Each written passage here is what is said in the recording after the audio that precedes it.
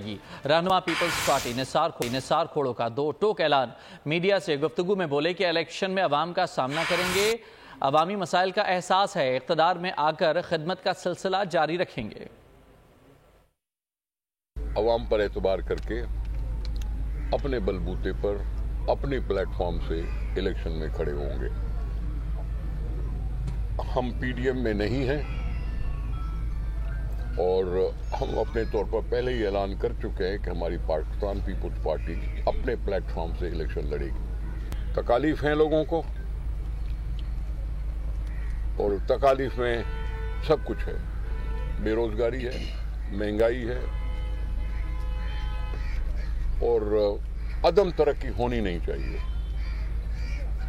इस बात पे हम जदोजहद करते रहेंगे और इलेक्शन को फेस करेंगे। पाकिस्तान पीपल्स पार्टी इंशाअल्लाह फिर से इस सन में और बेहतर पोजीशन में आएगी। खबर आपको देंगे, कोलंबो में शदीद बारिशें